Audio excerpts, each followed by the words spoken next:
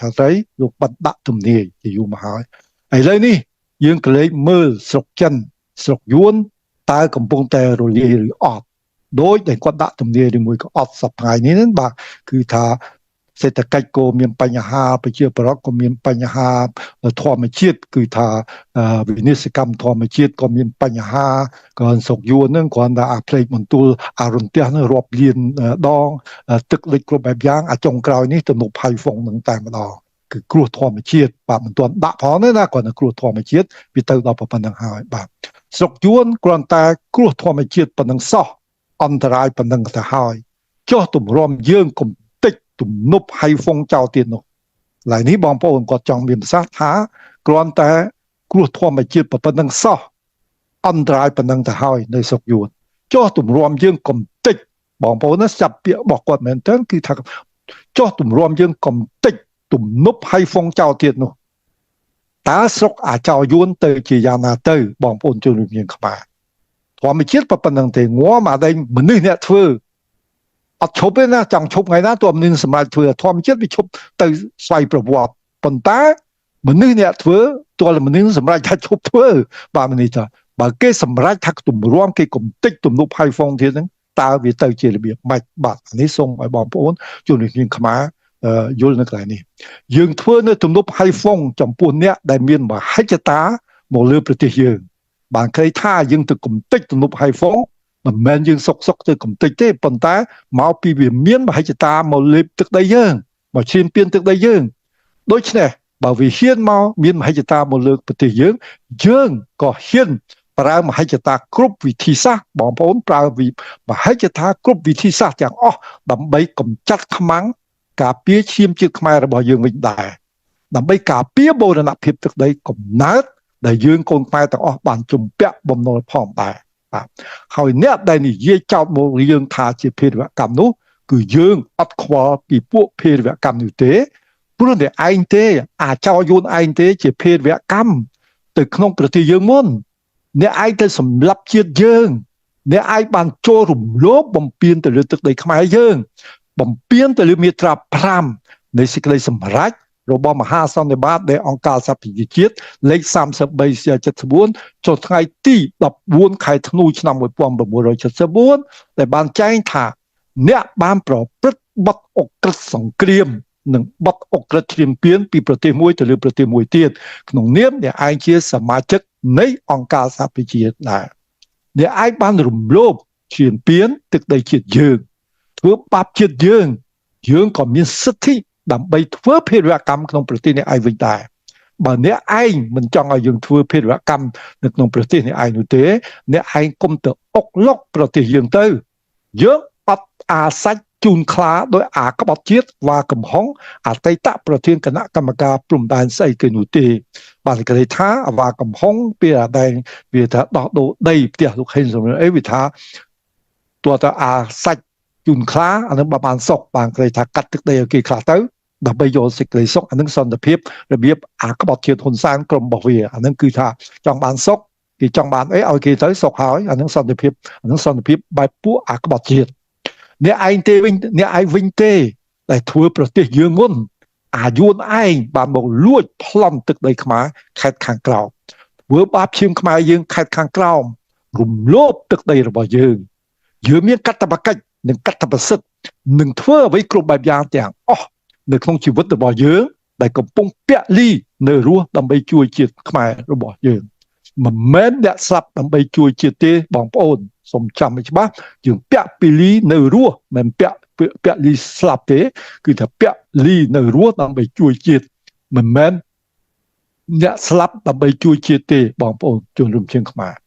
កុំយកមហាអង្គការស្នេហាជាតិស៊ិនគុយទៅនិយាយថាគាត់ស្លាប់ដើម្បីជាតិគឺមិនមែនទេបងប្អូនគាត់សុកចិត្តពលីស្លាប់មិនគាត់ទៅសុកចិត្តស្លាប់ទេគាត់ពលីស្លាប់ដើម្បីការពារវប្បធម៌ជាតិខ្មែរនិងវប្បធម៌ភាសាអក្សរសាស្ត្រជាតិខ្មែរបន្សល់ទុកឲ្យមកដល់សព្វថ្ងៃជីវិតរបស់គាត់បានទៅមែនដោយសារអាចោរបានសម្លាប់គាត់ប៉ុន្តែដួងព្រលឹងរបស់គាត់នៅតែរស់រវើកមកដល់សព្វថ្ងៃនេះជាការបង្ហាញពីវីរភាពក្លាហានអង្អាចទៅនឹងគុណជាតិខ្មែរដោយមិនចុះញ៉ម ដាក់អោនក្បាលចុះជាមួយពួកអាសត្វចោលដោយយើងអញ្ចឹងបងប្អូនជនរួមជាតិខ្មែរនេះហើយជាវីរភាពរបស់លោកអុកញ៉ាស៊ិនគុយយើងដូចគ្នាយើងបានធ្វើទៅហើយដែលខ្មែរយើងបានបង្កើតយើងមកឲ្យឱកាសយើងចេះនៅលើឆាកអន្តរជាតិយើងចេះទាំងអស់យើងបានប្រមូលផ្ដុំសាមគ្គីខ្មែរសុទ្ធតែអ្នកចេះបងប្អូនចាស់ក្រុមយើងទាំងអស់សុទ្ធតែមានបទពិសោធន៍រៀនខ្ពង់ខ្ពស់បានបណ្ឌិតវិជ្ជបណ្ឌិតវិស្វករចេះអក្សរសាស្ត្រខ្មែរច្បាស់លាស់សុខចិត្តចំណាយពលីភាពសប្បុសបាយរបស់លោកដើម្បីយកពេលវេលាមកបង្ហាត់និងនិយាយប្រាប់ពួកក្មេងៗជំនាន់ក្រោយដែលមិនដឹងប្រវត្តិសាស្ត្រចំពោះកុងខ្មែរកើតនៅឆ្នាំ1979មកនេះបានន័យថាអត់ដឹងប្រវត្តិសាស្ត្រអត់ដឹងថាអាចោយួនចូលមកជ្រៀមពៀនប្លន់ទឹកដីខ្មែរខ្លួនឯងហើយបែរជានាំគ្នាទៅអគុណអាចោយួនជ្រៀមពៀនទៅវិញដូច្នេះសូមឲ្យយុវជនជំនាន់ក្រោយដែលកើតចាប់ពីឆ្នាំ1979មកដែលមិនទាន់ដឹងអីនាំគ្នាស្ដាប់ចាស់ទៅព្រោះគាត់និយាយរឿងពិតបាទនេះខ្ញុំគ្រាន់តែដកស្រង់នៅប្រសាសន៍របស់ឯកឧត្តមប្រធានដែលខ្ញុំបានជួបពីម្សិលមិញជាសារមួយផ្ញើទៅប្រាប់អាយួនកុំមកចោទយើងថាយើងជាក្រុមភេរវៈគឺថាពួកភេរវៈជន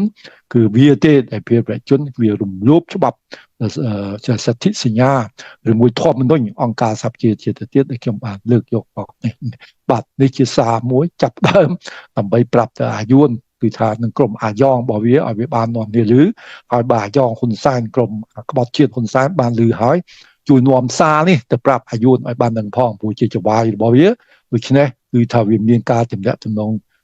ងាយស្រួលជាងយើងឲ្យវានាំសាររបស់អាដាមទៅជំរាបផងថាមិនមែនយើងជាភេរវជនទេក្រុមភេរវជនទេយើងជាអ្នកស្នេហាជាតិការពារទឹកដីយើងមានកាតព្វកិច្ចនិងកាតព្វសិទ្ធិដើម្បីការពារជាតិទឹកដីយើងព្រោះយើងទាំងអស់គ្នាកូនខ្មែរជាកូនបំណុលរបស់ប្រជាពលរដ្ឋខ្មែរប្រទេសខ្មែរប្រទេសខ្មែរជាម្ចាស់បំណុលយើងជាកូនបំណុលដូច្នេះយើងមានកាតព្វកិច្ចកាតព្វសិទ្ធិសម្រាប់ការពារទឹកដីយើងដើម្បីសងគុណឈាមឪពុកម្ដាយយើងដែលបានបង្កើតមកនៅលើទឹកដីនេះគឺមិនអាចប្រកែកបានបាទនេះជាចំណុចដែលឯកឧត្តមប្រធានលោកចង់ឲ្យខ្ញុំពំនាំនៅអនុសាសន៍របស់គាត់ដើម្បីផ្ញើទៅពួកអាក្បត់ជាតិហើយជាពិសេសពួកអាយុនឹងតែម្ដងបាទនៅពេលនោះដែរសិនមិញខ្ញុំក៏បានសូមអនុញ្ញាតពីអាដាមប្រធានដើម្បីគាត់ផ្ដល់ឱកាសមួយដើម្បីនឹងខ្ញុំបានធ្វើបទសម្ភាសន៍ជាថ្មីតាក់ទងទៅលើបច្ចុប្បន្នភាពគឺថាស្ថានភាពក្តៅសពថ្ងៃនៅក្នុងប្រទេសកម្ពុជាយើងគឺថាមានការច្បុកច្បល់ខ្លាំងមែនទែនដូចខ្ញុំក៏បានសុំអនុញ្ញាតពីគាត់ដើម្បីធ្វើកិច្ចសម្ភាសន៍គាត់កំពុងតែរកពេលវេលាចន្លោះពេលវេលារបស់គាត់ដើម្បីអនុញ្ញាតឲ្យខ្ញុំធ្វើសម្ភាសន៍គាត់បន្តទៅទៀតបាទពីថ្ងៃមុនយើងបានធ្វើពីថ្ងៃ17សីហាបានធ្វើម្ដងហើយ17 18សីហាម្ដងហើយឥឡូវនេះបែរជាជិតចូលមួយខែហើយខ្ញុំនឹងសូមអនុញ្ញាតគាត់ម្ដងទៀតគាត់នឹងជូនកាលវិភាគរបស់គាត់ដើម្បីឲ្យខ្ញុំមានឱកាសលើកយកសំណួររបស់បងប្អូនប្រជាប្រដ្ឋខ្មែរដែលលោកចង់ឲ្យអាដាមប្រធានលោកបំភ្លឺនៅចំណុចខ្លះចែកជូនជាធម្មទានដល់បងប្អូនប្រជាប្រដ្ឋខ្មែរខ្ញុំនឹងក្នុងពេលខាងមុខខ្ញុំមិនដឹងថ្ងៃណាទេពេលណាដែលខ្ញុំបានការវិភាគជាមួយគាត់ខ្ញុំនឹងជម្រាបជូនដល់បងប្អូនជនរួមជាតិខ្មែរទាំងអស់គ្នាបាទឥឡូវយើងចូលមកសំណួររបស់យើងថ្ងៃនេះដែលតាក់ទងទៅនឹងការប្រជែងគ្នារវាងអាមេរិកនិងចិនគឺថាការប្រជែងគ្នារវាងអាមេរិកនិងចិនគឺវាតាក់ទងគេហៅថាទ្រឹស្ដីភូមិសាស្ត្រនយោបាយដែលមានគោលដៅគ្រប់គ្រងពិភពលោកបាទបានគេថាការប្រជែងគ្នារវាងអាមេរិកនិងចិនហ្នឹងគឺវាតាក់ទងទៅនឹងទ្រឹស្ដីមួយដែលគេហៅថាទ្រឹស្ដីភូមិសាស្ត្រនយោបាយដែលមានគោលដៅគ្រប់គ្រងពិភពលោកអ្វីទៅដែលហៅថាភូមិសាស្ត្រនយោបាយទ្រឹស្ដីភូមិសាស្ត្រនយោបាយខ្ញុំធ្លាប់និយាយម្ដងហើយប៉ុន្តែយូរហើយបាទខ្ញុំនឹងរំលឹកឡើងមកវិញតើទ្រឹស្ដីនយោបាយហ្នឹងវាមានស្អីខ្លះទ្រឹស្ដីភូមិសាស្ត្រនយោបាយវាមាន2បាទមាន2គឺថាទី1គេហៅថាទ្រឹស្ដី Heartland របស់លោក Alfred McKinder និងទ្រឹស្ដីមួយទៀតគេហៅថា Rimland របស់លោក Nicholas Skyman គឺសុទ្ធតែជាទ្រឹស្ដីដែលតាក់ទងទៅនឹងភូមិសាស្ត្រនយោបាយដែលទ្រឹស្ដីទាំងពីរនេះបានបណ្ដុះអ្នកមានទេពកោសល្យសមត្ថភាពអ្នកចំនួនក្រោយនៅបរទេសដែលមានកម្លាំងពលំគ្រប់គ្រាន់ដើម្បីចាញ់មុខដើរតួដោះស្រាយជួយរំដោះទុកជាតិយើងទឹកដីយើងពីប្រទេសជាតិខាងគឺជាពិសេសយួនចិនកុម្មុយនីសដែលសាហាវនៅក្នុងលោកនៅក្នុងតំបន់គ្មានអ្នកណាដល់បាទមុននឹងខ្ញុំណែលើកឡើងចាប់ដើមខ្ញុំក៏សូមគោរពណាលោកណែបណ្ឌិតសាស្ត្រាចារ្យថ្នាលបណ្ដុះកូនខ្មែរណាដែលលោកបានបើកឆាកទម្លាយ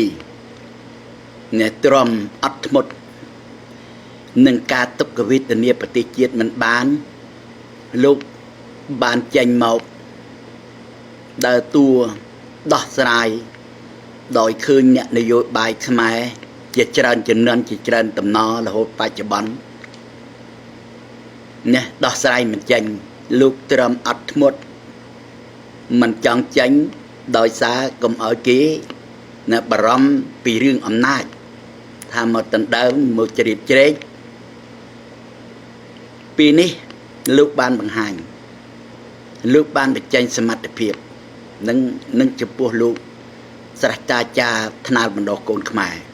ទី2ខ្ញុំក៏សូមគោរពដល់យុវជនជំនាន់ក្រោយជាកូនអ្នកស្រែអ្នកស្នេហាជាតិដែលមានកំណើតនៅខ្នាតល្មាសឈ្មោះលោកណែសួនរេថាដែលជាតំណាងគណៈបកអំណាចខ្មែរមុខមុតក្លាហានហ៊ានបដូរចង់បញ្ចេញនៅសមត្ថភាពដោយឃើញអ្នកនយោបាយចិនចាស់កំពុងធ្វើដំណើរមិនទៅមានជោគជ័យមិនមានលទ្ធភាពពលរដ្ឋបានជ្រុំជ្រែងគ្រប់គ្រងពេញពិភពលោកទាំងលុយទាំងកាក់ទាំងជីវិតបញ្ហាវិលចុះវិលឡើងมันអាចទៅរួចដូច្នេះលោកបានលះបង់ណាមកបង្កើតដំបូងគឺថាសមត្ថយុទ្ធធននៅរាជអេឡែនទី2បានក្រោយមកបានមកបង្កើតចលនានៃពលរដ្ឋទី3បានបង្កើតជាគណៈបកអំណាចខ្មែរមានការលំបាកខ្លាំងណាស់លោកឆ្លងកាត់ច្រើនណាស់ឧបសគ្គរាប់មិនអស់ចំពោះការឈានទៅចង់បញ្ចេញទេពកោសល្យនិងសមត្ថភាពជួយរំដោះស្រុកទី1ប្រវត្តិលោកជាកូនអ្នកស្រែអ្នកចំការកូនអ្នកជនបទភូមិកូនចៅអ្នកស្រែដូច្នេះពួកគេហៅថាពួកដែលគេវណ្ណៈđóដែលពូជអ្នកមានអ្នកធំគេមិនសូវអោយតម្លៃគេមិនសូវអោយកិត្តិយសចំពោះនិយាយត្រូវបៀបមិនក៏ដោយតែងតែបង្កើតឧបសគ្គលៀបពួរណាសជាខ្មៅអយុត្តិធម៌ជាទីបំផុតបុគ្គលមួយចំនួនទេណាដែលអ្នកគ្រប់គ្រងគណៈបកអដេញសំរងស៊ីដូចគេចោតប្រកាន់ជាច្រើនដែលខ្ញុំបានដឹងអញ្ចឹងបានខ្ញុំចេះតែមានការអាណិតក្នុងនាមខ្ញុំជាអ្នកសច្ចៈសុចរិតយុត្តិធម៌គឺថាមេត្តាករុណានិយាយតការពិតមិនស្អប់មិនលំអៀងពួកខ្ញុំមនុស្សចាស់ខ្ញុំចំណាស់នេះខ្ញុំគ្មានបំណងទៅអែបអបក្រាបលុតរោបនស័កអ្វីទេខ្ញុំស្រឡាញ់នៅទេពកោសល្យសមត្ថភាពអ្នកមានសមត្ថភាពហ៊ានចេញហើយវ័យនៅក្មេងដើម្បីនឹងមានឱកាសវែងឆ្ងាយដើម្បីធ្វើកិច្ចការហ្នឹងព្រោះអ្នកដែលធ្វើនយោបាយតាំងពីស្ដេចដល់រាជណាពូជអ្នកនយោបាយពូជអ្នកធំពូជអ្នកមានអ្នកចេះចាញ់អស់ហើយมันបានជោគជ័យឃើញតែវានេះស្លាប់ហិនហោចរហូតដល់ថា ខ្ញុំជាអ្នកការពារជាតិទឹកដីការពារណែមន្ត្រីរាជការអ្នកចេះអ្នកដឹងណាដែលថាជាអ្នកកំណត់នោះក៏នៅតែទប់នឹងនយោបាយយួនកុម្មុយនីសអត់ជប់នយោបាយកុម្មុយនីសយួនចិនអត់បានដូច្នេះចាប់តាំងពីខ្ញុំបានចាប់អារម្មណ៍ចាប់អារម្មណ៍ពីរឿងណែថ្នាលបណ្ដោះកូនខ្មែរលោកមានលទ្ធភាពធំណាស់អ្វីលោកលើកឡើងជាពាក្យពិតជាពាក្យសច្ចៈជាពាក្យណែលោកមានលទ្ធភាពទី1ផុសតាងឯកសារជាច្រើនដែលលោកលើកឡើងមកបង្ហាញដល់ពលរដ្ឋដល់បងប្អូនជនរួមជាតិលោកមានបំណងចង់ប្រមូលយុវជនអ្នកចេះអ្នកដឹងជំនាន់ក្រោយដែលមានលទ្ធភាពដែលអ្នកមានសមត្ថភាពនៅក្រៅប្រទេសដើម្បីរៀបចំជារដ្ឋាភិបាលដើម្បីទាតំណាងនៃប្រទេសខ្មែរយើងណាដែលកំពុងមានវិបត្តិគ្រោះថ្នាក់ចង់ផ្លាស់ប្ដូររបបផ្ដាច់ការមុននឹងលោកមានផែនការលោកបានរៀបចំលោកបានស្រាវជ្រាវរៀនសូត្រច្បាស់លាស់អំពីប្រវត្តិយួនប្រវត្តិចិនអំពីប្រវត្តិស្ដេចល្អស្ដេចអាក្រក់ស្ដេចពិតប្រកបមិនពិតប្រកបនយោបាយណាពួកណែបកប្រជាជននយោបាយអ្នកគណៈបកប្រឆាំងសមត្ថភាពកម្រិតណានយោបាយស៊ីជម្រៅយ៉ាងម៉េចអ្នកចេះនៅក្រៅចេះខូចចេះខិលចេះអែបចេះអបលេមលើមគឺនយោបាយឆាមិនឆាទាតែគ្រាន់តែហិហកហៃដើម្បីរកឋានៈបុណ្យស័ក្តិតួនាទីភ័យខ្លាចតែគេណែចេះជាងខ្លាចតែគេណែគ្រាន់ជាងឬក៏ខ្លួនគ្មានសមត្ថភាពរៀបរៀងអ្នកដែលមានសមត្ថភាពអ្នកដែលមានទេពកោសល្យដែលចង់ដោះស្រាយប្រទេសជាតិពិតប្រាកដហ្នឹង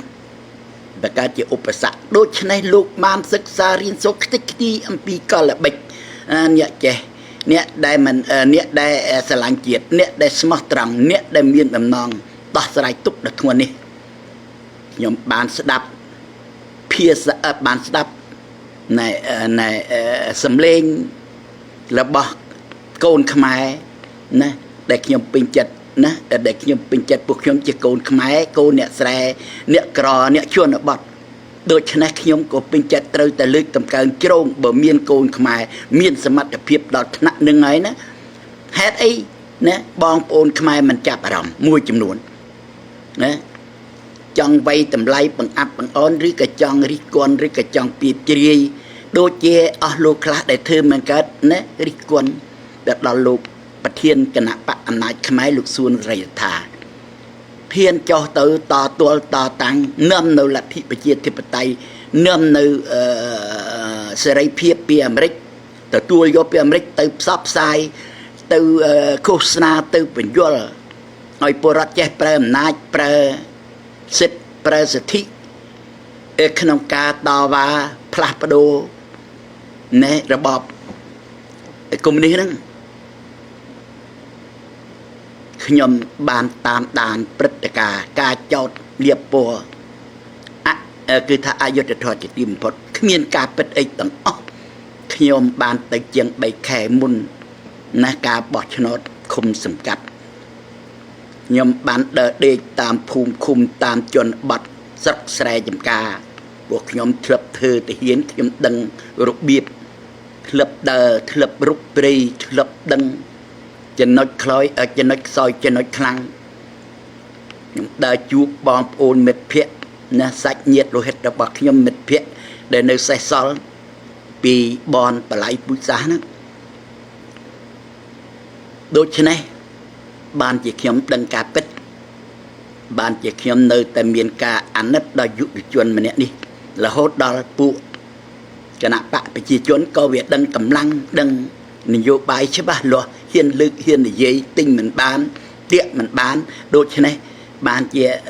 វារោវិធីចាប់ចោតអំពីបាត់ញុះញង់ដាក់នៅគុកលោកណាកាត់ទោសដោយគ្មានសមហេតុសមផលចំនួន5ឆ្នាំ ស្មើ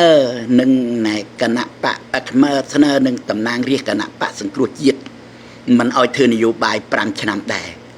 ដោយវិយល់ថាយុវជននេះមានសមត្ថភាពហ៊ាននិយាយការពិតកុំឡាយថានៅក្រៅប្រទេសសំបីតែនៅក្នុងប្រទេសទៅដល់គេហៅថាលៀនណែទៅដល់តែនៅក្នុងវងខ្លាហើយលោកនៅហ៊ាននិយាយហ៊ានលើកអត់ញើតអត់ខ្លាចសំបីតែអ្នកសារព័ត៌មានអ្នកកសែតណាស៊ូសុភាសឹងតែមិនហ៊ានយកពាក្យទៅនិយាយអ្វីដែលលោកនិយាយសិតទៅត្រូវអ្វីនិយាយសិតតែការពិតហើយហ៊ានស្លាប់ហ៊ានធ្វើហ៊ានបដូរណាសុខចិត្តធានាមិនអោយប៉ះពាល់ដល់សមាជិកណាមួយជាប់គុកឬស្លាប់សុខចិត្តណាបើមានបញ្ហាលោកទទួលដូច្នេះលោកកំពុងរងទុក្ខនៅក្នុងណាគេហៅថាធនាគារការគុំខាំងដឹងស្រាប់ហើយគុកស្រុកខ្មែរអ្នកនយោបាយខ្មែរអ្នកស្នេហាជាតិខ្មែរត្រូវរងគ្រោះបើមិនស្លាប់ក៏ជាប់គុកអ្នកបន្លកថ្មីក្រោយដែលចេះដឹងងើបស្លាប់ណាយើងឃើញហើយហូហែចុងក្រោយលោកណែកែមលៃនឹងហើយដែលអ្នកមានឧត្តមគតិមានមនសិការជាតិតែកាលលោកនៅរស់ពួកមួយចំនួនដែលចំណែនદિនទារិះគន់មិនសូវចាប់អារម្មណ៍ទេតែងតែរិះគន់តែងតែលើកថាលោកកែមលៃនេះចេះអញ្ចោះដល់តែលោកស្លាប់ណាបានផ្អើលបានមានការកឹមត្រកក្រឹកក្រែងខ្លះបានយកឈ្មោះលោកណាមកធ្វើជីវកម្មទៅទៀតដើម្បីចំណេញផលប្រយោជន៍ផ្ទាល់ខ្លួនខ្លះណាជានយោបាយខ្លះចំណេញពីការស្លាប់របស់យុវជនដែលហ៊ានងើបហ៊ាននិយាយហ៊ានធ្វើនៅក្នុងប្រទេសចុងក្រោយគឺលោកសួនសេរីថាព្រមទាំងណាបងប្អូនជនរួមជាតិដែលអ្នកដែលស្នេហាជាតិដូចជាណែអីលោកក្មួយម្នាក់ជាមសោះហើយនឹងអ្នកស្រីទេពនីហើយនឹងសមាជិកសកម្មជនរបស់គណៈបកសង្គ្រោះជាតិដែលដឹកនាំដោយសំនឹងស៊ីនោះគឺថាមេហ្នឹងមិនបានពិតប្រាកដដោះស្រាយតែខ្លួននយោបាយច្រើនណាស់ដែលធ្វើឡប់ឡែវិវត្តឲ្យពលរដ្ឋអង្គវិញអំពីនយោបាយរបស់គាត់ណារហូតមកដល់សប្តាហ៍នេះណាដូច្នេះយើងបងប្អូនដឹងជ្រាបគ្រប់គ្នាហើយរឿងហ្នឹងណាដូច្នេះខ្ញុំសូមគោរពដល់លោកណែសាស្ត្រាបណ្ដាលថ្នាលបណ្ដុះកូនខ្មែរដំចរីលោកមានទេពកោសលលោកមានសមត្ថភាពធំណាស់តាមខ្ញុំពិនិត្យតាមដានមើលឯកសារស្ដាប់ពាក្យពេចន៍សិតតែពាក្យស៊ីជម្រៅណាស់បើបងប្អូនស្ដាប់មិនទាន់មិនស៊ីជម្រៅទេបងប្អូនណានឹងអាចណានិយាយតែប្រេះបដាណានិយាយប្រមាថមើលងាយឬក៏មើលស្រាលលើលោកហើយគេហៅថាលោកបើខ្ញុំស្ដាប់ទៅ politics នេះគឺថា top politics ទៅមកណា top politics ហើយលោកក៏ credit ល្អប្រវត្តិរបស់លោកណាធំធាត់នៅប្រទេសមហាអំណាចហើយលោកជាកូនកំព្រាហើយកូនអ្នកស្រែកូនអ្នកគេហៅថាជនបទណាបើតាមក្លិនតម្រួយប្រវត្តិរបស់លោកហើយលោកដូចជាពូជណាគេហៅថាមហានគរណែលោកទុកពូជនេះបង្កប់ពូជនេះមួយយកមកណែដោតយកមកដាំនៅលើទឹកដីមហាអំណាចហើយដោះនៅលើកំពូលណាណែចង្កោមណែប្រទេសលោកសេរីដែលគេទទួលស្គាល់លោកគេទទួលស្គាល់ពីសមត្ថភាពលោកក៏ណែដឹងពីណែរបៀបដែលដោះស្រាយទប់ទល់ជាមួយថ្មិលឥណ្ឌារដ្ឋីជាមួយកុម្មុយនីសយួនចិនដែលធ្វើនយោបាយបិទភ្នែកបំភាន់មតិជាតិអន្តរជាតិស៊ីតសូករោនយោបាយសម្រាប់ខ្មែរសម្រាប់ហើយសម្រាប់ទៀតណាដើម្បីរំលាយហើយផ្សាយថាខ្លួនមកជួយមកសង្គ្រោះជាមិត្តពាន់ឆ្នាំជាមួយខ្មែរតែស្លាប់សម្រាប់ខ្មែររហូតគ្រប់ពិធីគ្រប់នយោបាយគ្រប់បច្ចេកទេសទាំងអស់ដូច្នេះលោកសិក្សាប្រកាសលោកដឹងលោកមានផោះតាងហើយលោកមានគម្រោងនឹងប្តឹងនេះពួកយួនពួកចិនដែលកំពុងធ្វើមកលើខ្មែរពួកចិនដីគោកមិនមែនចិនសេរីទេចិនដីគោកហើយនឹងពួកថ្មិលអិតសាសនាណាដែលជាបរិវារនេះដែលខ្ញុំពេញចិត្តខ្ញុំសូមថ្លែងអំណរគុណជាពុនពេកដែលខ្ញុំបានណែទាន់ដែលខ្ញុំដើររអ្នកគេហៅថាស្រោចស្រង់ទឹក ដីប្រទេសជាតិអ្នកដែលដឹកនាំជាគំរូថាល្អពុំល្អព្រះឥឡូវបានពុំល្អហើយបងប្អូនជនរួមជាតិសមាជិកសមាជិកាគណៈបកអំណាចខ្មែរសូមចាប់អារម្មណ៍ខ្ញុំណែសប្បាយណាស់បើសិនជាបានណែលោកអាដាមថ្នាលបណ្ដោះកូនខ្មែរនិងលោកណែយុវជនណែកូនអ្នកស្រែខ្មែរដែលកើតនៅដែនខ្នាច់រមាសដែលជាតំណាងគណៈបកអំណាចខ្មែរលោកសួនសេរីថាបានសហការគ្នាបានចាប់ដៃគ្នាខ្ញុំថាសប្បាយចិត្តជាទីបំផុតព្រោះបំណងគោលការណ៍ធំណាស់នេះលោកមានឧត្តមគតិគំនិតដូចគ្នាច្បាស់លាស់រឹងប៉ឹងបើនិយាយពីលក្ខណៈរបស់លោក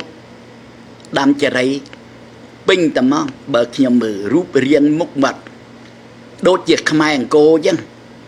ដូចខ្មែរដូចមុខព្រំ4អញ្ចឹង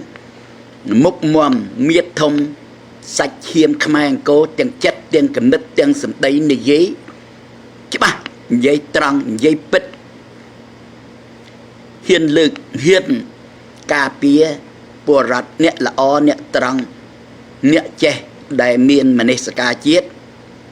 តែលោកមិនការពារអ្នកដែលខូចអ្នកខិលអ្នកបោកអ្នកប្រាស់ឬក៏អ្នកដែលធ្វើបំផ្លាញអនាគតដល់ក្មេងជំនាន់ក្រោយដែលមានទេពកោសល្យអ្នកដែលចេះអែបអបលេមឬក៏មានលុយមកទិញមកសោកជាងលោកមិនបានទេព្រោះលោកច្បាស់លោកមានលុយលោកមានសម្បត្តិលោកមានសមត្ថភាពលោកមានតម្រេះលោកមានបញ្ញានេះជាញាណរបស់ដូនតាមហានគរដាក់ឲ្យលោកតួនាទីលោកជាអ្នកដោះស្រាយដូច្នេះបានជាមានការផុសចេញក្នុងពេលនេះខ្ញុំមានការភ្ញាក់ផ្អើលតក់ស្លុតសប្បាយផងអ្នកអផងព្រួយផងកន្លងមកនឹកថាចាស់ហើយបែរជាមិនបានឃើញស្រុកឃើញគេវាយខ្មែរឃើញគេបាញ់ខ្មែរឃើញគេដុតផ្ទះខ្មែរឃើញគេបំផ្លាញសម្បត្តិជាតិគេដឹកជញ្ជូនដូចជញ្ជូនអស់ណាម្ចាស់ស្រុកនេះអបដៃយំនេះហើយដែលពាក្យចាស់ថាកំពឹសឡើងលើកំពូលភ្នំឯកសងំម្ចាស់ស្រុកនេះអបដៃយំគេជញ្ជូនសម្បត្តិគេដុតផ្ទះគេបាញ់សម្លាប់គេទាត់គេថាដូច្នេះខ្ញុំខ្លោចផ្សាខ្លាំងណាស់ដល់បានឃើញផែនការថ្នាលបណ្ដោះកូនខ្មែរចេញមកនឹងសហការីលោកបានផ្សាយខ្ញុំសប្បាយចិត្តសូមគាំទ្រសូមទទួលស្គាល់ដូច្នេះបានជាខ្ញុំចេះតែដាក់រូបនេះនៅក្នុង Facebook ខ្ញុំផ្គូផ្គងជាមួយប្រធានគណៈបកអំណាចខ្មែរយុវជនជំនាន់ក្រោយដែលមានទេពកោសល្យហើយហ៊ានបដូរតែលោកខ្វះគេហៅថាធ្វើស្រែនទឹកធ្វើសឹកនឹងស្បៀងហើយលោកក៏តន់ចាប់ផ្ដើមផ្សព្វផ្សាយនៅក្នុងស្រុកខ្មែរបានច្បាប់ធ្វើសកម្មភាពបាន1ឆ្នាំណាហើយថវិកាលុយកាក់ពឹងផ្អែកមួយចំនួនទៅដល់បងប្អូនដែលមានតែចាស់ទុំមួយចំនួនដែលស្នេហាជាតិហើយក៏អត់ចង់បានមុខមាត់ឋានៈបុណ្យស័ក្តិអីតិចក៏ធ្វើនឹងធ្វើថាបើបានមកសម្រាប់ឲ្យកូនចៅខ្មែរយើងក្មេងជំនាន់ក្រោយដែលមាន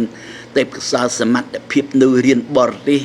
ចុះទៅធ្វើមន្ត្រីខ្មែរដំណើរខ្មែរចៅវាយស្រុកខ្មែរកុំឲ្យថ្មិលដណ្ដេរដ្ឋីវាសោកសៀតស្ងៃទេមិនមែនជារដ្ឋាភិបាលខ្មែរទេបងប្អូនកូនក្មួយកុំច្រឡំតែហ៊ានសម្ងៃរដ្ឋមន្ត្រីរាជការរាល់ថ្ងៃនេះគឺថាភាគច្រើនខ្មែរអតីតខ្មែរក្រហមពួកកុម្មុយនីសពួកហ៊ុនសែនហើយនឹងពួកយួនដែលបង្កប់ខ្លួនដែលសិទ្ធិសញ្ញាក្រុងប៉ារីសឲ្យថយវាមិនបានថយទេបង្កប់នៅនឹងណាតាំងពី79មកហើយក្រោយមកមានចូលមកបន្តថែបពេលដែលវារដ្ឋបហាសម្រាប់អ្នកស្នេហាជាតិចាញ់ពីទួលដែនអតីតអតីតទាហានដែលសេះសល់វាបង្ហើយកាលមុន70វាឃ្លីនទៅវាមិនអស់វានៅសល់ដែលវាថាជីកស្មៅជីកជ្រឹះផ្ដាច់ពូជខ្មែរយើងកុំឲ្យមានអ្នកចេះអ្នកដឹង មានឃើញថាមានតែពួកក្រោយសិតតែពួកល្ងងពួកមិនចេះនយោបាយសិតតែពួកអតីតខ្មែរក្រហមលើកឲ្យវាធ្វើធំមកឲ្យវាដឹកនាំធ្វើរដ្ឋាភិបាលដល់ហើយយួនមកជួយជាជំនាញការមកជួយណែបណ្ដំនៅក្នុងស្រុកខ្មែរដូច្នេះណាពេលដែលខ្វះទាត់ទីងគឺយួនបានបញ្ចូលយួនមកឲ្យចូលជាសញ្ជាតិខ្មែរឲ្យស្របច្បាប់ដើម្បីបរិះទាហានណាឲ្យក្មេងដែលកើតនៅស្រុកខ្មែរកូនកាត់ឬកូនដែលកើតស្រុកខ្មែរដើម្បីវាបន្តមនុស្សកម្ពុជាហ្នឹងមិនឲ្យរៀនមិនឲ្យគំនិតហ្នឹងមកខាងសេរីទេវាត្រូវយកឲ្យរើសធ្វើជាទាហានអីអត់ទៅរៀននៅស្រុកយួនបំពាក់បំពន់គួលគមនយោបាយកុម្មុយនីសឯកូនខ្មែរគ្មានលទ្ធភាពនឹងទៅធ្វើមន្ត្រីរាជការនៅក្នុងប្រទេសទេវាដាក់ផែនការណាគៀបសង្កត់ណាឲ្យចំណាក់ស្រុកឲ្យអស់ដីអស់ឃ្លីអស់ផ្ទះសម្បែងម៉ែឪបានអីកូនរៀនបានអីនិយាយចេមកូននៅរៀនសូត្រមានសមត្ថភាពទៅធ្វើការបើអ្នកណាដែលអាចមានសមត្ថភាពចេះដឹងប្រឡូកខ្មែរចេះវាស្លាប់វាផ្ដាច់ដូចយើងឃើញស្រាប់ហើយលោកយុវធីលោកកែមលីអេណាហូហើយយុវជាអ្នកកសែតសារព័ត៌មានអាមេរិកគេឃើញអញ្ចឹងគេថាវាអស់អ្នកចេះក្នុងសម័យពោតបានគេបញ្ចូលមនុស្សម្នាពីក្រៅប្រទេសអង្គការនេះអង្គការនោះឧបត្ថម្ភដើម្បីឲ្យមានលទ្ធភាពខ្មែរនឹងឲ្យមានអ្នកចេះសម្រាប់ធ្វើការវាផ្ដាច់វាប្តេញវាចោតវាប្រកាន់ណាមិនឲ្យពួកខាងសេរីចូលទៅពង្រីកចូលទៅផ្សព្វផ្សាយចូលទៅជួយបានដូច្នេះណាមានតែបពពួករបស់ពួកកុម្មុយនីសណាដូចជាពួកហ៊ុនសែនបងប្អូនគ្រួសារមិត្តភ័ក្តិឬក៏ក្រុមញាតិណាបពពួកខ្មែរក្រហមហ្នឹងបានធ្វើការហើយនឹងពួកយួនហ្នឹងគេថាមកធ្វើជាខ្មែរចូលសញ្ជាតិខ្មែរដូច្នេះវាបានជាបញ្ហាខ្មែរយើងហ្នឹងគឺថាចេះតែគ្រោះថ្នាក់ឃើញទេឃើញវាយខ្មែរឃើញបាញ់ខ្មែរឃើញដុតផ្ទះខ្មែរទេដូច្នេះកុំយល់ថារដ្ឋាភិបាលខ្មែរកុំថាទាហានខ្មែរកុំថាប៉ូលីសនគរបាលខ្មែរគឺនគរបាលយួនទាហានយួនបន្លំខ្លួនជាសញ្ជាតិខ្មែរឯខ្មែរពួកហ៊ុនសែនមិនទុកចិត្តទេពួកកុម្មុយនីសមិនទុកចិត្តទេខ្លាចបះបោដូច្នេះបានចេះតែមានការគម្រាមណាប្រឆាំងបដិវត្តពណ៌ណាថាអាមេរិកកាំងលូកដៃអន្តរជាតិលូកដៃអន្តរជាតិជាយើងជាសមាជិកគេមានលទ្ធភាពតាមដានពិនិត្យណែនាំគេបានឲ្យអង្គការក្រៅរដ្ឋាភិបាលដូចជាតំណាងសិទ្ធិមនុស្សណាណែលោកព្រឹទ្ធអាដាមលោកសូបឌីប្រមាថគេមើងងាយគេរៀនខ្ពស់ខ្ពស់ណាណែមុននឹងបានធ្វើតំណាងមុននឹងធ្វើកិច្ចការតំណាងអន្តរជាតិមួយមិនមែនរដ្ឋាភិបាលមន្ត្រីរាជការដូចរបបភ្នំពេញទេសិតតែសោកលុយសិតតែសោកណាសិតតែបកសិតតែពួកណាអាខ្លះណាចេះតិចតួចទៅទិញសញ្ញាបត្រដូច្នេះធ្វើការទៅវាអត់រីកចម្រើនចេះតែត្រឹមបាញ់ត្រឹមពុកលួយចេះត្រឹមតែចោតត្រឹមតែចាប់ទាត់ធាក់ណាប្រើអំណាចចងេងចងាងអាងយ៉ាងអង្អាត់គ្មានស្គាល់ខុសត្រូវណាគ្មានស្គាល់ណែជាតិការពារជាតិនិងទឹកដីគឺតែងតែការពារឈ្មោះញាតិទុនណាមិនការពារពលរដ្ឋដែលជាម្ចាស់ទឹកម្ចាស់ដីជាម្ចាស់អំណាចអាមេរិកកាំងជួយតើមានដឹកឈើទេមានណាជូនរ៉ែដីមាសយកមករែងមានដាក់ដេញណាឈ្មួញទៅបំផ្លាញសម្បត្តិខ្មែរទេ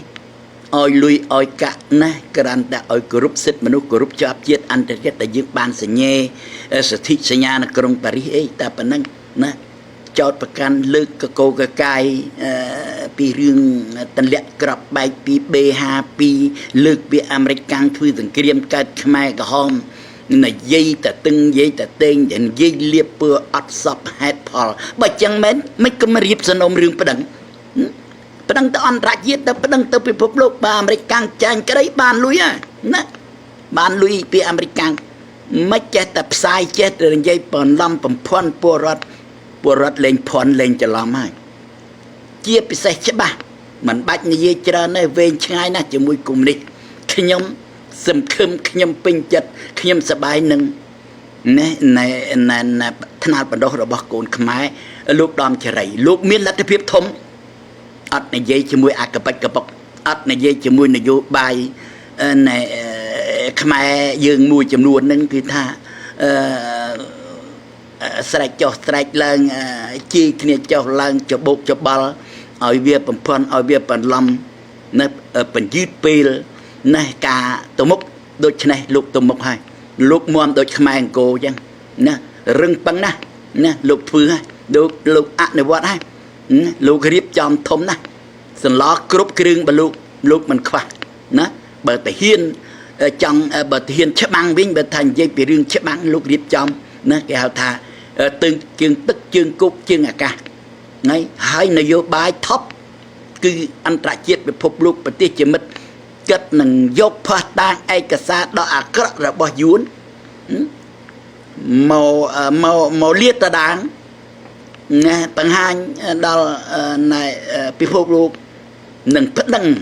ពួកឈ្លានពានខុសច្បាប់ជាតិអន្តរជាតិណាដើម្បីឲ្យសងជំងឺចិត្តសងការស្លាប់របស់ខ្មែរទាំងជូនសម្បត្តិខ្មែរនេះតាមខ្ញុំមើលនិស័យរបស់លោកគឺជានិស័យគេហៅថាកូនចៅខ្មែរអំផាយកូនចៅខ្មែរអង្គរជាពិសេសលោកពីអតីតជាតិតែមិនស្រួលណាបែរជាពូជមហាក្សត្រព្រះអង្គរផងមហាក្សត្រអង្គរខ្មែរផងបានជាលោកមាននិស័យខ្ពស់លោកទៅអង្គុយនៅកន្លែងកំពូលណាដែលជាកន្លែងមានតម្លៃដ៏ខ្ពង់ខ្ពស់ហើយក្នុងនាមគ្មានអាណាដឹងថាលោកជាកូនខ្មែរដែលបានទៅអង្គុយកន្លែងហ្នឹងអញ្ចឹងបានខ្ញុំនឹកឃើញពាក្យចាស់ថាក្បីឃ្លៀកពួនសម្រួចស្នែងណាទឹកលិចចង់ត្រែងបានកបីចាញ់វាលនេះស្នែងស្រួចហើយឥឡូវចាញ់វត្តណាអ្នកណាល្អអ្នកណាត្រឹមត្រូវការពារអ្នកណាខុសអ្នកណាខូចអាក្រក់ក្បត់នេះទទួលទោសផលកម្មរបស់ខ្លួនឯងណាពាក្យចាស់លោកឪវត្តកលាញ់លើកឪវត្តណែអង្គរភាសលោកតាឧឌីវត្តអង្គរភាសលោកតាវត្តកលាញ់ហើយលោកតាវត្តស្វាយល្មៀតកាលខ្ញុំនៅក្មេងលោកថាអាចៅកូនអាចៅណាតំនាយស្រុកយើងណាគេថាបង្កកណាគេថាពិតក្រុងហូជីមិញវាត្រូវលលំណាចៅភ្នំពេញវាត្រូវលលាយបង្កកចាត់ចាយសបាយអង្គរខ្ញុំចេះតែចាំពាក្យហ្នឹងមកជួបលោកតាណែវត្តត្រាសតាសៀវហើយនៅលោកតាណែលើត្រាសលើខ្វាន់វត្តត្រាសតាសៀវហើយនឹងឪឡែមវត្តមកៈលោកថាពួកខ្ញុំពីដើមស្វែងណារឿងគ្រូចាស់ទុំខាងវិជាខ្មែរមុនអាគមអ៊ំអាមអីពីក្មេងខ្ញុំស្វែងឲ្យតគ្រូណាល្បីប្រសង់តែងតែទៅសុំធ្វើជាសិស្សគុណសុំពោជ័យសុំនេះសុំនោះតាមជំនឿរបស់ខ្មែរយើងពីដើមហ្នឹងលោកថាលោកនិយាយស្ដីដៀងថាមានដេញថ្មិលមានចោ500ចុងក្រោយវាមានចោ500ចេញពីព្រៃភ្នំក្រុមថ្មមកដឹកនាំហើយនឹងមានស្ដេចពីលណាមកដឹកនាំណាធ្វើឲ្យវិនិច្ឆ័យហ៊ានហោចណាអាចោ500ចេញពីព្រៃភ្នំគុំថ្មមកហ្នឹងគឺថាមកដឹកនាំលក់ទឹកលក់ដីលក់ព្រៃព្រឹក្សាអញ្ចឹងបានខ្ញុំមកឃើញពេលដែលពួកបកប្រជាជនដែលជាពួកខ្មែរក្រហមជាអតីតចៅព្រៃណាខ្ញុំនឹកឃើញពាក្យលោកថាអាហ្នឹងហើយពួកចៅ500ចេញមកដឹកនាំឃើញទេលក់ទឹកលក់ដីលក់ព្រៃព្រឹក្សាចេះតែកាប់នឹងស្លាប់ចេះតែធ្វើអំពើសាហាវយងខងហើយស្ដេចពីលណាគឺស្ដេចសីហនុនឹងមកណាជាស្ដេចពីលរហូតដល់កូនប្រពន្ធរបស់ស្ដេចសីហនុដែលគ្រប់គ្រងរាល់ថ្ងៃនេះក៏មិនមែនជាពូជស្ដេចទៅទៀតបើតាមការស្រាវជ្រាវឯកសាររបស់ណាលោកប្រធានដាំឆារីលើកឡើងច្បាស់លាស់ណាស់ពូជស្ដេចយើងពិតប្រកបព្រះអង្គត្រូវវាបំផ្លាញពួកថ្មិលអន្តរថៃនៅក្នុងវាំងអ្នកមន្ត្រីនមើងដែលត្រឹមត្រូវស្លាប់ណាស្ដេចពិតប្រកបណាវាត្រូវដាក់ថ្នាំពពុលឲ្យអាយុមិនវែងទេស្លាប់អស់ហើយ là hốt đó sẽ đạch cõi ní ọt miên côn mà đừng chỉ trong phâu yuôn nó phải đặt năm ấy mà ọt miên côn xà ra mà rất ấy ní và tôi chỉ vô xây nút ấy na nè bà buôn xây nút nâng nam tôi chỉ mô tiết tông Simba yuôn nè đành nè nơi khăn viên nè bản côn nâng Simba pu yuôn nè na tập đi tập ra mô nè tầm nang hay sẽ đạch xà ra rất cật ọt côn pu yuôn về đặt năm pu sẽ đạch cầm ôi miên pu sẽ đạch này riêng cái bút nhặt chlat nơi khăn ven khăn ban ở nơi ta mình tây nơi bản làm luôn thui cha cách sập bản plan chẳng ban khai dương về nhiệt sập nhiệt tám ấy cái xa lục lực là lục rau khơi riêng rau quơ rư đại dương trừ về nhiệt trừ sập đội cho này lục trừ thưa cái cả này nè trừ riêng chom oi là cô khai oi tây chia này hero làng mình Việt Nam mình là hero thliết đó hero lớn là từ hero với nhau đôi xa chập đớm vì thân ảo bản đồ bút côn khmer côn chào bút khmer mà hàng cố cứ lụcประเทศ đam chả đấy đôi chân này ní chia mặt tệ chia cầm nứt để khi ông vô khơi bờ bong ôn nàng cái vô thà khi ông này vì mình được chuột rồi khi ông nâng chia mình được nguồn khi ông này chia mình mình che cha này mình ban riêng sốt chơi chia tại khi ông miền này say chặt cầm nứtจะลังสระตีเจียดชื่อจับที่ถ้าขยมอัดใจเตปันขยมดังลูกคลาใจอัดดังอัดดองก็เหมือนไอ้คลาใจโคใจเคลจอกบอกแกปลาใจกระหอบแต่ขยมอัดใจเตแต่ขยมดังขยมลือขยมเคยขยมฉลองกัดขยมเธอใส่กันละอนะรกเนี่ยเมียนบนเนี่ยใจขยมอัดเมียนกำนึกใจจะแน่นrồi có liệp bừa rồi có bầm phai bờ miền phò mùi cầm trâu mùi miền phò pi chả ba nè đồ chia này lúc này đam chả đây từ ta khi